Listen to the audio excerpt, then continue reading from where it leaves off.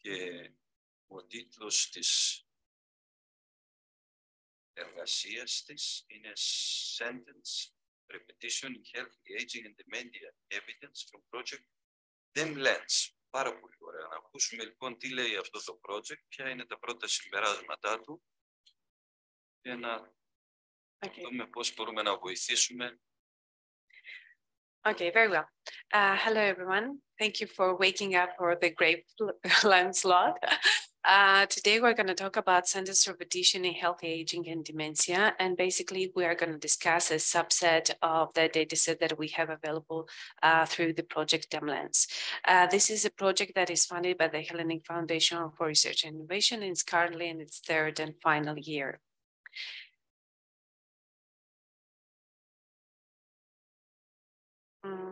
Κόλλησε, δεν πάει στην επόμενη. Χειροκίνητα. Okay. Okay. So far in the literature, we find quite detailed descriptions with regard to the clinical and cognitive features of Alzheimer's disease. However, we know quite little with regard to the linguistic decline and which specific linguistic criteria we need to look at in order to place a person on the dementia continuum.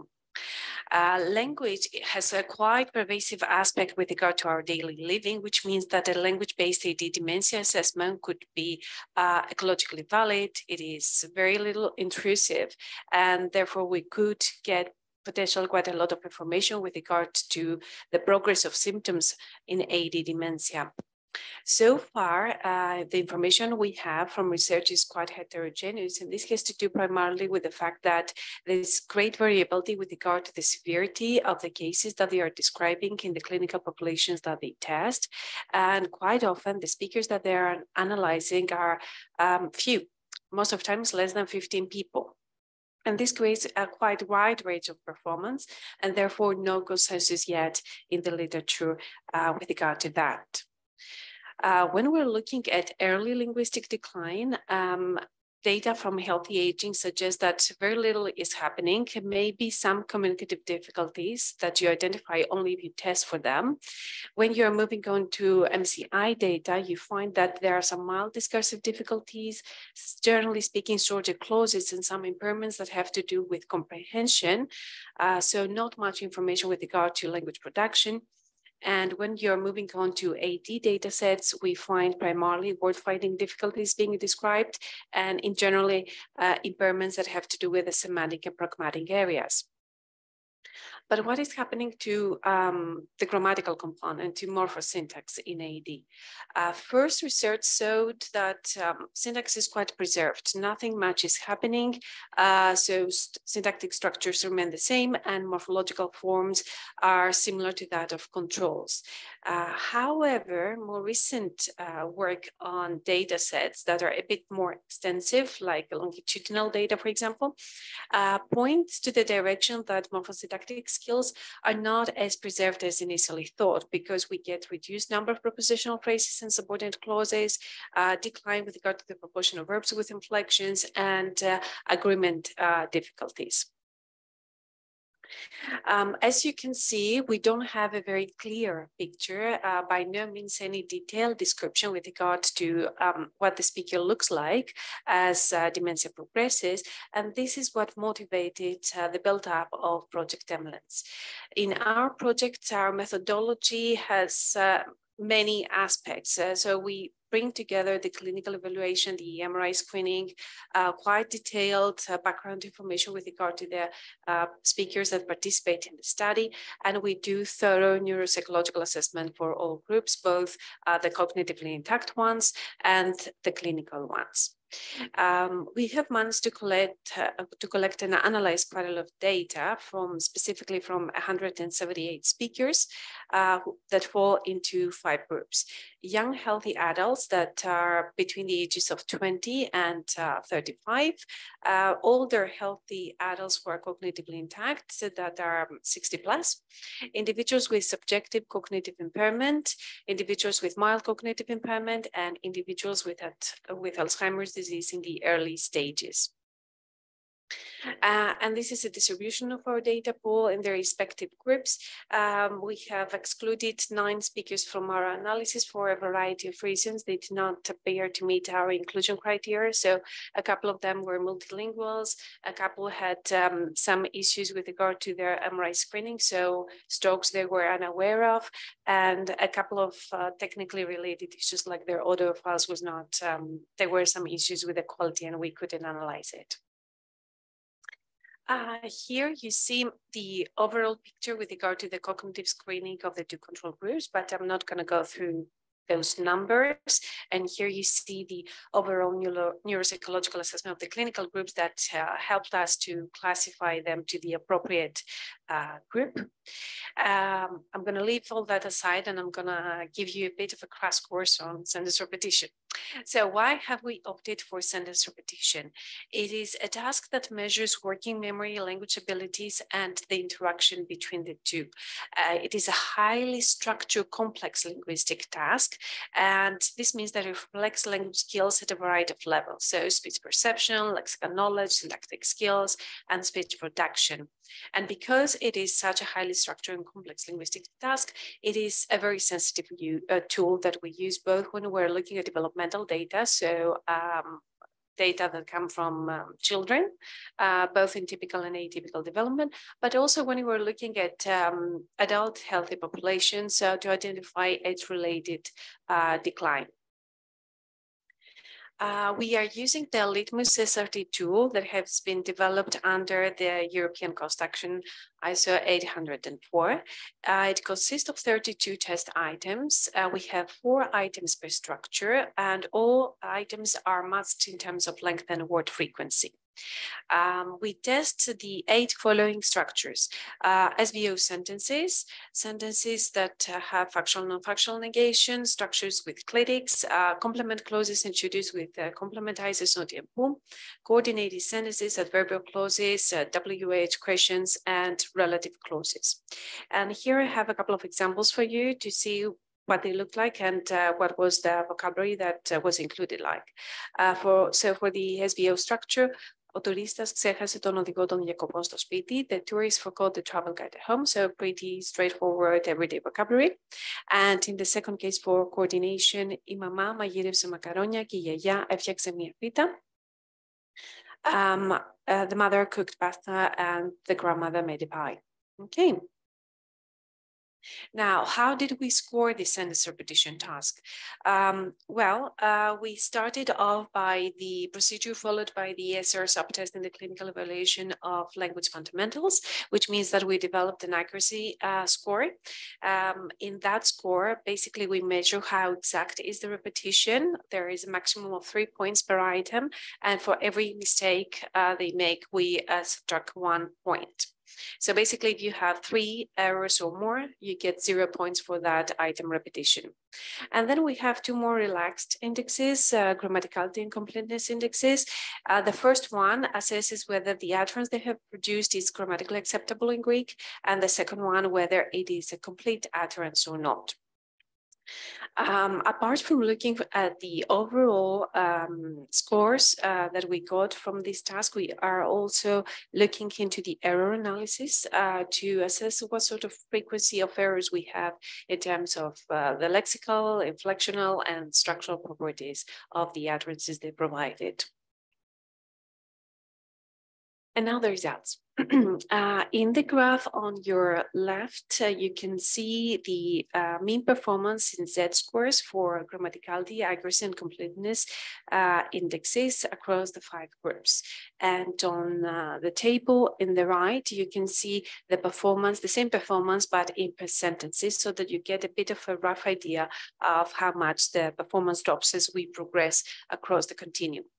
The statistical analysis, when we looked at the grammaticality index, showed that the healthy control groups, the young and the elder ones, performed alike, and they different only marginally to the individuals that fall in the subjective cognitive impairment group. But all 3 groups perform significantly better to the individuals that are with mild cognitive impairment and AD. And the same we found with regard to completeness, minus the marginal difference between elder healthy controls and individuals with subjective cognitive impairment. However, when we're looking at the data sets from the accuracy scores, here, I remind you, this is a much stricter kind of scoring system.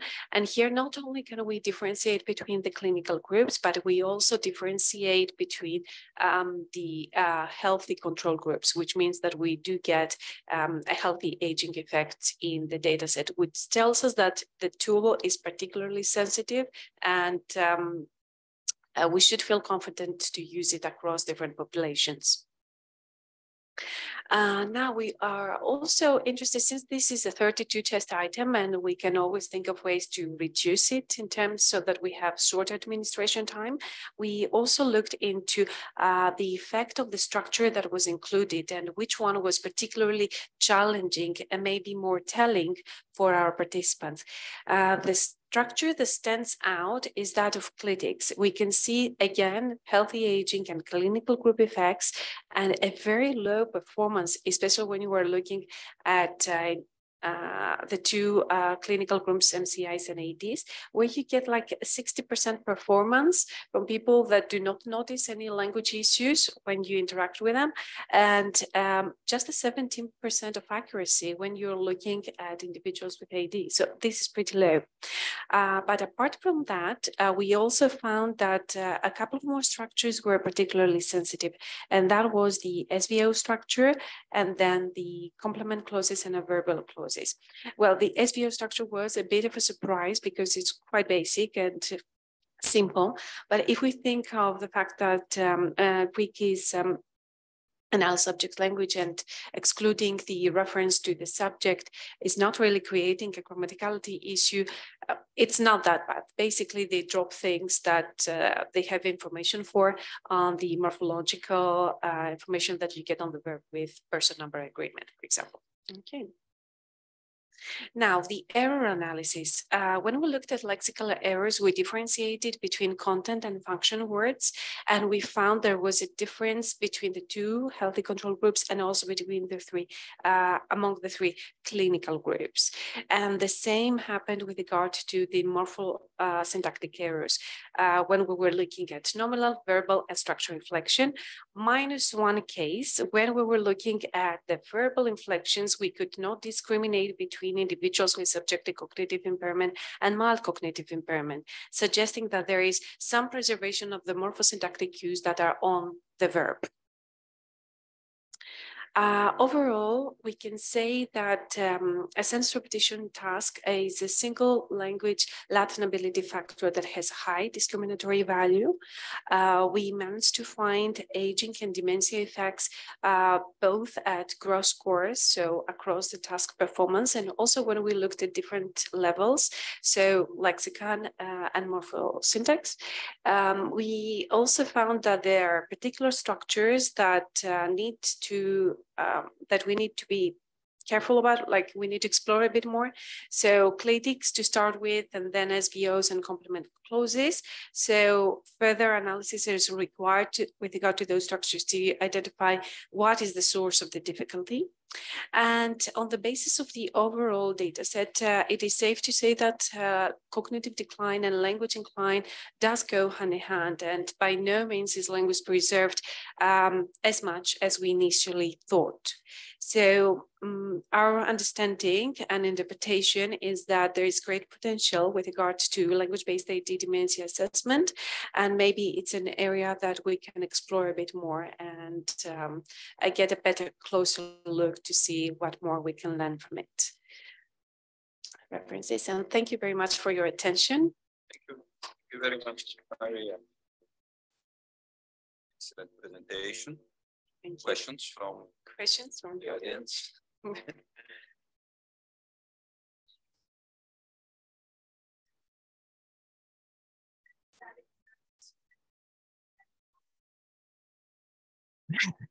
Yeah, it's a very complex project. It has been quite a challenge because both in terms of the multiple sessions that you need to have with your speakers, so that was difficulty number one, and also being able to identify which specific language tasks you need to be able to trace the differences between the groups. That was also a bit of a challenge, but you will learn more about it when we, in the following presentation, where I give you some insight with regard to narrative data. But sentence repetition is safe ground. We use it both when we're looking at multilingual populations and developmental data. It is such a telling task. It gives you a lot of information with regard to what the grammar state is like.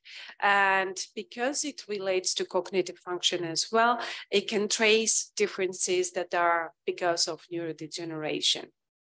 So that was like the very first task that we selected in the project because we kind of knew that we would be able to get some good results out of it. Plus, it is easy to administer, it is easy to score. It doesn't have the difficulties that narration corpora, for example, has, as you'll see the following talk. Can you tell us something about the limitations of the style? With regard to sentence repetition, we didn't have that many difficulties because all participants were happy to participate, for example. But as a secondary step, I think it would be a good idea to see whether we can reduce the length of the task. So instead of having 32 test items, maybe you can have half of them. If you see that certain structures are not affected, maybe you can exclude some of those, for example. You don't need to include everything.